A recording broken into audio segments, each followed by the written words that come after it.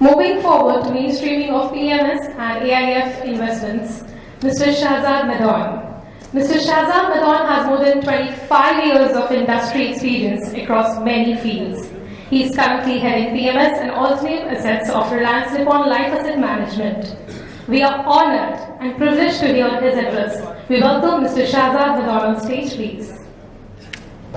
Very good morning to all of you. Wonderful to have you all here. It's, like Pallavarajan mentioned, that this is, to our mind, a very, very important day, a very important event. And this is the first, let us call it, the PMS Summit, which you had, the first sort of effort as to portray the industry. And I think the work which is being done by PMS Bazaar in terms of putting together, collating the information, this is exactly the need for the hour. We've seen a lot of statements which have come out from the regulator today, and this is exactly what is required, transparency and so on. So I commend them on the task they're doing a wonderful job. And to our mind, the PMS industry and the AIF industry from here will only move from strength to strength. So let me, with that, let me move on to our presentation. So while we set that up, maybe what I'll do is over the next few minutes, firstly take you through maybe 2 or 3 minutes only of what the industry globally looks like. That will set the stage, I guess, for what's happening or what is likely to happen globally, what's already happening and what is likely to happen globally. So let me just give you a bit about that. Just a few important points here. Okay. If you can see out there, just a few key points to take away. One, that the size of the industry today is about 3.5 times India's GDP. So if India's GDP is about $2.5 billion, actually it's 4 times India's GDP. It's already, this is 10 trillion. So that is an extremely large size. So one, as a size, alternative investments is an extremely large space to be there. 2, it has grown far faster in the last 2 years than, call it, the mainstream investment, which is typically mutual funds and so on. So more than double the rate it has grown in the past at that rate. So that's wonderful. You have a large industry, very large, scalable, and growing at a very, very fast rate. Importantly, what you also have there is that it is expected to grow, again at a very fast rate, 11% per annum in dollar terms is an extremely strong rate. And there are a couple of messages behind that which are very, very important, and I'll leave that with you. That while the size relative to the traditional industry is smaller, if you see the profit pool is significantly higher. So like we said, in 2013, these are slightly dated data, but it's indicative. It accounted for 12% of industry assets, it accounts for, while 12% by industry assets, it accounts for 30% of the profit pool. And importantly, lest anyone think that the profit pool comes primarily from higher fees. A lot of it is from performance-linked fees, and that's it. That's actual alignment of interest between the managers as well as the investors. Other thing which is not mentioned out here, usually in alternative investments all over the globe, there is significant amount of skin in the game for managers out there. So that's something which I'll leave you with, that it's actually set to grow. This is a big industry, it's scalable, and it's set to grow.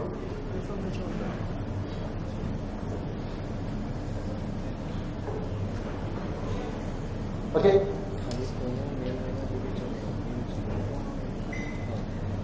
Why is this happening? Today, across the globe, investors are seeking, we would say, consistent. I think that's a very important thing, because a lot of the traditional investments are typically focused on the returns move with the markets, whether it is debt or equity. Here, what investors are generally seeking is what we call uncorrelated returns. That irrespective of the market, you should try to deliver a certain number of returns, and that's one of the reasons for the popularity of the space. If you see on the at one level on the fixed income side, it's inflation protection as well as income generation, and on the other side, it's capital protection and alpha generation. So that's the important thing. That's why it's growing. Also, to add to that, who are the largest investors here? One very big difference, and we've not seen that yet in India, but it will come, is that pension funds, the biggest investors globally are institutions. Typically pension funds and sovereign funds, we've actually not seen so much of that. In India, it's yet an HNI market, but we see the evolution. We see the evolution very, very clearly to an institutional market. And another very important point, not so relevant here, but it's happening, is that globally banks have stopped lending to larger infrastructure projects and so on. So who are the largest lenders to infrastructure projects and so on in the world? It's alternative investments. Brookfield, you've got a lot of other guys. The top, actually 10 funds, about 8 of them are funding infrastructure globally. And that comes from typically a lot of your pension funds and so on, who have very, very long-term horizons. So this is a great space to be in. Right? And of course, the increase in high net worth populations everywhere in the world is one of the important reasons for the growth of the industry. So this really in many ways is driving the growth. Just one last thing, I think we made the points here, is that globally hedge funds, private equity and real estate account for the bulk of the assets. It's pretty much also there in India, and we only see that grow. And the largest investors are, like I mentioned earlier, it's typically pension funds, sovereigns. There's also HNIs, but it's typically the institutional investors are a very, very large segment of the market. So I think that's all globally. All we needed to leave with you was it's a large space. It's growing at significantly faster than the market rate. It's a large profit pool, typically linked to performance, so which is a great thing for all our investors. And there is a very, very bright future for all of this. Coming to what's happening locally. So, let's look at what's happening locally. And if you, just to give you a sense of this market and how big it is, it's actually reached a significant size and scale. The PMS industry today is around 1 lakh crores in terms of size, a little over that as of the last data, but around 1 lakh crores. The AIF industry is about, is similar. The AIF industry is about another lakh crores. I'm not going by the commitments raised, I'm going by the actual amount raised, so another lakh crores. That's 2 lakh crores. The total HNI space, the total what is called in the mutual fund industry, collection from HNI. HNI is defined as those who have a folio size of about 5 lakh rupees in the mutual fund industry, right? Is 7 lakh crores. And I'm saying 5 lakh is your minimum ticket, is the ticket size there, is what you're looking at. That is a 7 lakh crores space.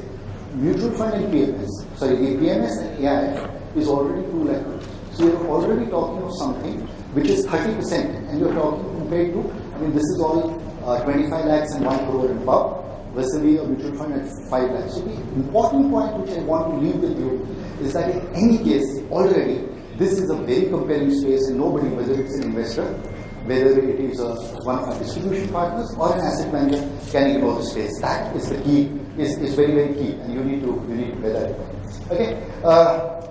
So why are people move to PMS? Why are people moving to AIFs? One of the reasons is, the potential to deliver alpha. So a lot of people move to PMS is, they say that we're looking for outperformance. We believe that this is the format which can deliver that, and that's why you have that. People are seeking new managers. People want new managers. People like to get exposure to different styles. You can get that wonderfully on the PMS and AIF side, and you can do a lot of innovation. As you see, especially on the AIF side, there is so much of innovation which is happening, in terms of the types of funds, and we'll touch upon that briefly, which is actually very, very impressive for an industry in its earlier days, right? Increasingly, another trend which you've seen, that your traditional investments are getting fairly regimented. They are getting more and more closer to the benchmark.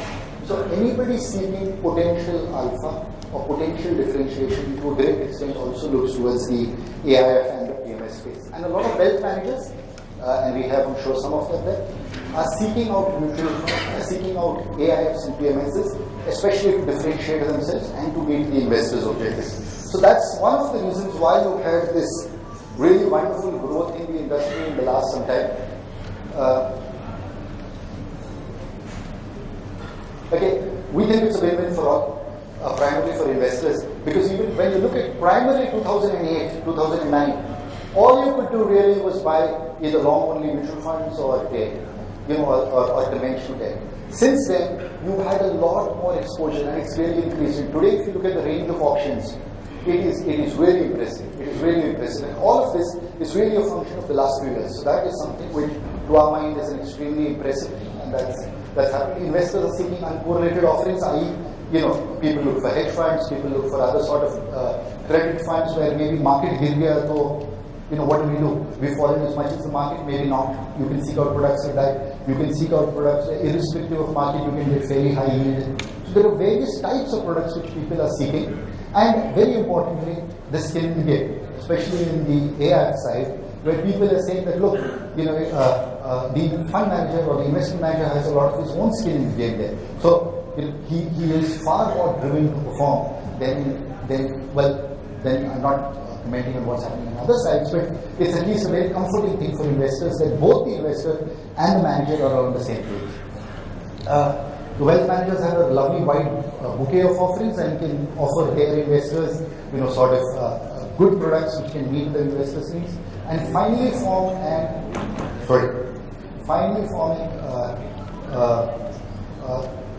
investment managers' perspective. Investment managers like ourselves, what do we see? This is just an extension of our existing business. Of course, you need different skill sets for different asset classes, but we've got a good strong brand, we've got great reach, great distribution. We have the investment, the commitment to make significant investments in this space, all of which we are doing. And for players like ourselves, we think this is a wonderful opportunity to actually introduce to Indian investors a very wide range of offerings. So that's a bit on the overall side. Let's talk of the AIF industry and how the AIF industry has grown. Mutual funds in some ways started in 1965, right? And then of course there were private sector mutual funds which came along the way and so on. And somewhere in close to around 2000, it hit a 1 lakh crore. Right? We can't compare time periods exactly because the value of money and information technology and so on and so forth has changed. But the same transition in the AIF industry from 2012 to 2018, you hit a similar sort of thing, right? So as you've seen in anything, right, the growth rates are significantly faster always, and this is possibly the fastest, not possibly, I think it's quite clearly, the fastest 1 lakh crores that anyone has hit in the industry. So it just shows that the entire market has taken very, very well to this. And I think the first and the most important thing which we should commend our regulator for, and I think they've done an absolutely brilliant job, the SEBI AIF regulations are to our mind, absolutely the best set of regulations you can have. It gives you enough space, it gives you enough flexibility, and at the same time it gives enough protection to the investors. And the proof of that is not what I'm saying, but look at the range which we will talk about of offerings which have come in the industry. Look at the range of, look at the type of managers. You've got boutiques, you've got large AMCs, you are attracting money from offshore. All of it is on account of, to our mind, a very great catalyst, and the most important catalyst, which is wonderful regulations which are actually promoting the growth of the industry at the same time, taking care of investors' interests. I touched upon skin in the game, which is a very, very wide thing. You've got a very wide coverage from all sorts of managers, and the growth rate, I don't think we should look at it, but it's a nice number to leave you guys with. Last 5 years, right, you had about 140% CAGR. Of course, it's coming off a very small base, but that's a really, really strong growth rate. Today, in terms of the money is actually deployed, we are around 1 lakh crores, which is a very, very impressive number. Okay, just some, this is the graphical representation of that. Needless to say, very impressive. SEBI has permitted about 462. This was published in the ET a few days ago. The AIFs to be set up. These would be AIF trusts, so the actual schemes would be even more. Right? So that's wonderful. The largest category is category 2. Today, category 2, which is more private equity, real estate, debt, fixed income, also equity, of course, but that's the largest space. And category 3, which is typically your hedge funds and equity funds, have been the fastest growing over the last some time. But needless to say, I think it's been a superlative start. I did mention to you about the range of offerings, and I would just invite you to just eyeball this. Please look at the range of offerings, and this is only some of the offerings. This actually tells you the range of offerings, the width of offerings, and what all is available in the market, and it covers the entire spectrum. So you have everything from startup investing, VC investing, you have conventional debt, you have high yield debt, all sorts of major infra debt, real estate, just about everything which you could think of is what you have out here. So, that's what I was saying, that this is proof, along with the fact that you have managers from large managers, the entire range of managers, is proof that the regulations have really worked. And this is a great and a thriving industry. So, to summarize, why AIF? I think it's the widest investment universe. There's something in it for everybody, something in it for everyone's need. You can offer new asset classes, new strategies, etc. A lot of flexibility in the regulations. I don't think I need to take you through each of them. There's performance-linked fee. A lot of people, including ourselves, have funds based on performance-linked fee, which to our mind investors love to, because they actually see that that's an alignment of interest. If the investor makes money, we make money too. So that's really good. And one other interesting thing, because of various regulatory changes, we've seen a new trend, which is AIFs are now, even for offshore investors on the fixed income side, they are the vehicle of choice. So we've seen a lot of offshore investors who we will see in our view more of that, coming into the Indian market from overseas, primarily to invest in Indian tech. Right? So that's on the AIF side. Clearly, the most impressive start, in our view, ever in the investment management industry, and led by, I think, wonderful regulations and great conduct by all market participants. PMS. So what's happening on the PMS side? Something you all know. PMS has grown by leaps and bounds, and when you really look at it, of course, this is a far longer term chart, but I think the SEBI PMS regulations are wonderfully practical regulations. We think that's again really promoting the growth of the industry. The PMS, being a flexible platform, has debt, has equity, and so on. But typically, a lot of the money is in debt. We won't focus so much on that, and we'll talk more about the equity side. And the equity money is approximately a little over 1 lakh crores. Right? That's data as of August, which itself is a wonderful growth rate, and that's a very strong growth over the last few years mainly. Number of PMS clients have doubled, again attributed to the widespread, and a lot of good jobs our distribution partners and friends are doing in actually growing the industry.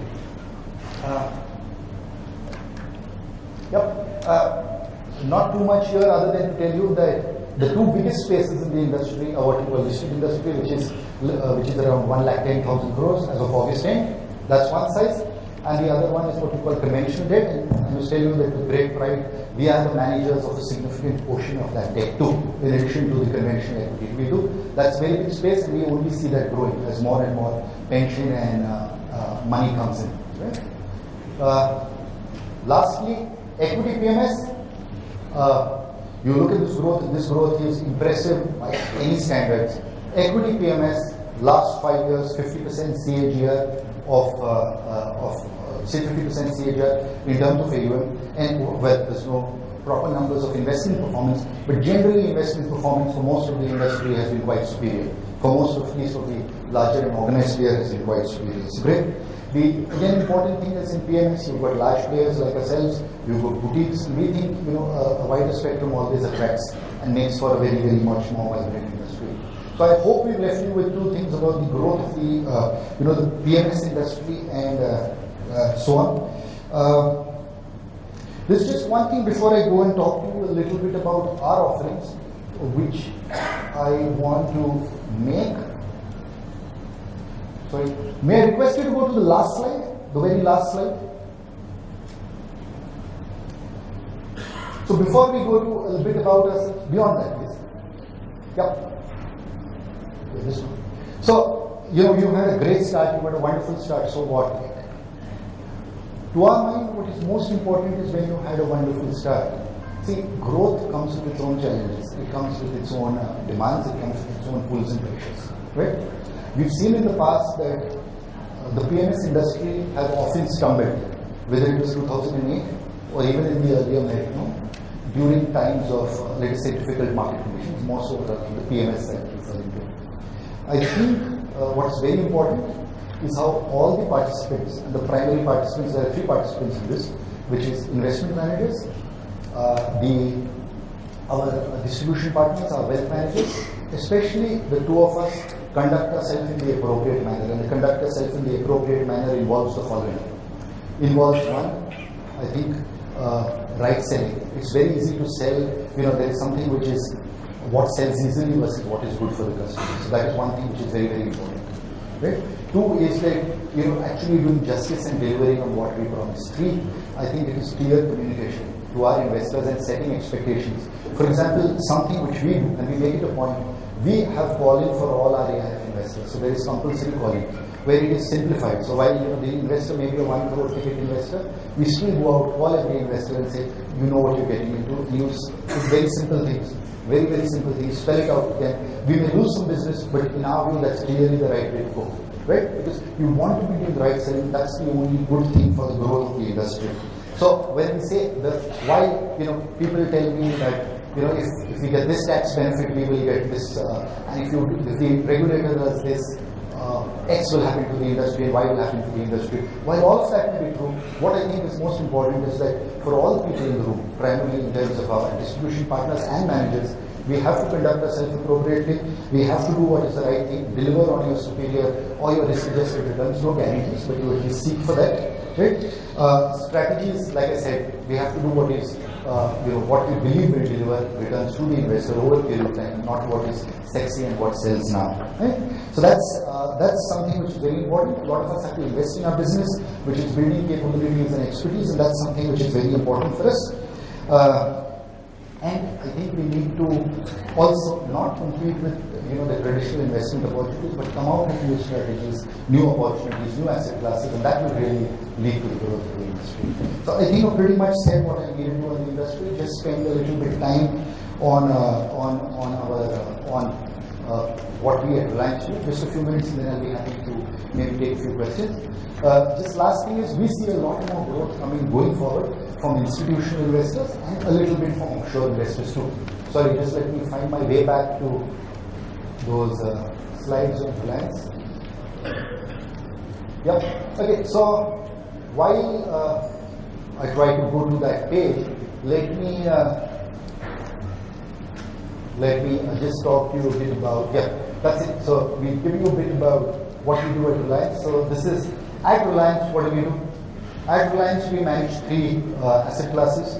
We manage equities, public equities. We manage real estate. We are large and prominent players in that space, and we also do a fair amount of credit. So we are players in 3 of these spaces. We've done various schemes across the spaces. We have, in the past, on account of our investment management performance, received a fair amount of accolades from some of the quality agencies who rate fund management performance, not fund management performance, fund management capabilities. That's something which is there. And importantly, we are possibly the most digitally enabled AIF at this point in time in terms of offering our investors access digitally. So we've done a lot of work with that. In our view, probably a little ahead of the industry. We intend to, we did mention there's a lot of scope in the industry. So we do intend to do the following. We intend to move into other asset classes. We're working on commodities.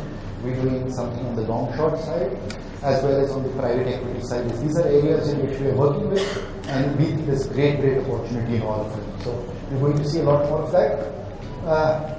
On our equity side, this is something which is 1 year old, and this is where we reached. I think we've been satisfactory. More important to us is the fact that we've delivered on all our investor, I hope is what commitments, but in terms of what we seek to deliver to our investors, we've got a very simple and robust investment strategy, which is primarily focused on quality. So, which we call a must-buy. We can take you through it at more length later, in terms of which typically our process on business potential, corporate governance, earnings track record, and so on and so forth. When most of ours is typically buy and hold with the long-term view. So we've done some great work on the equity side. These are 4 of the schemes we've done. Typically thematic and typically multi-cap, but delivered fairly strongly across all of this.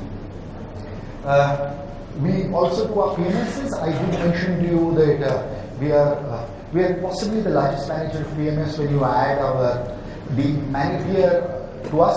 We have the very extremely prestigious mandates for the Employees Provident Fund of India. We are also the manager to the Coal Miners Pension Fund, which of course this is not in the public space, but it just shows the potential for PMS and the investments and the depth of it which we have at Reliance.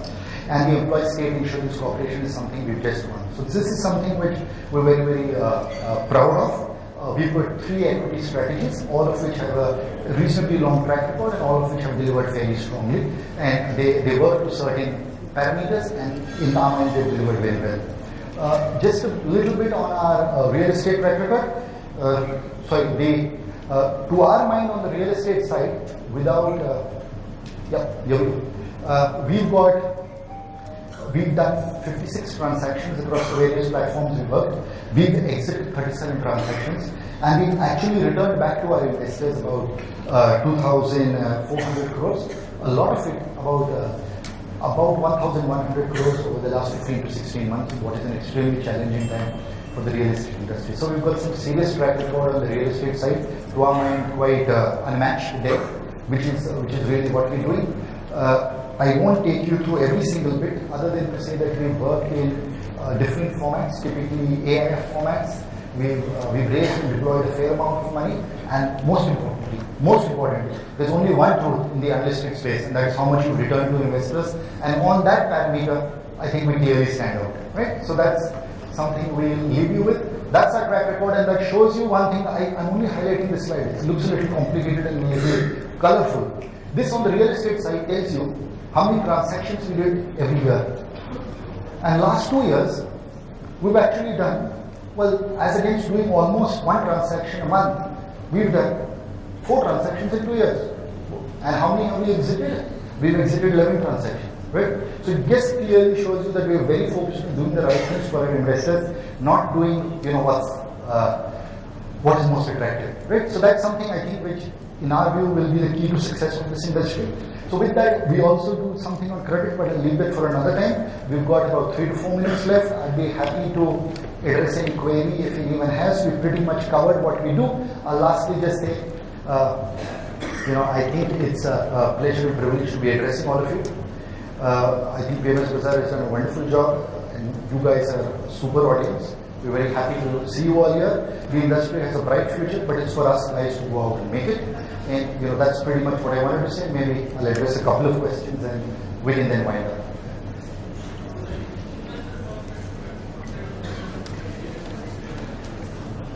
Sorry, sir?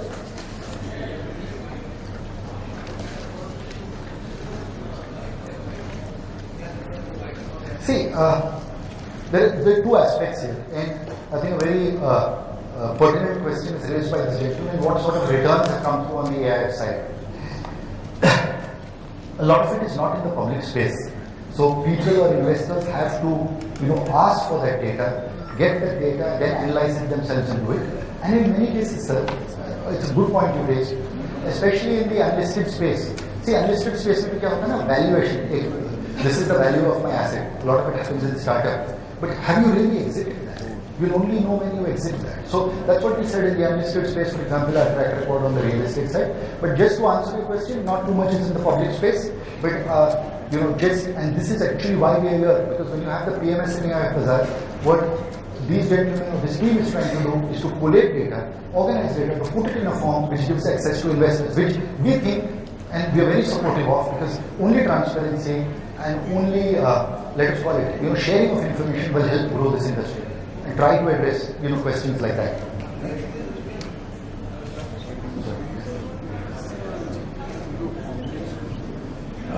Thanks.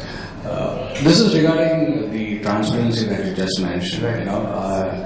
I have scanned a lot of AIFs over the last few months, and this is a general, observation that I wanted to seek from you on the fee structure, particularly the management fee structure. A lot of AIFs have observed that they are charging fees on the entire commitment amount and not on the drawdowns. What's your view on this?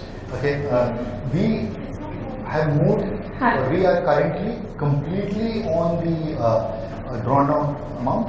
Our sense is that, firstly, whatever your fees are, it should be shared with the investor in a transparent manner. For example, we make sure on a call in AIF, we actually tell the investor, these are your fees, you know what you're going to be charged.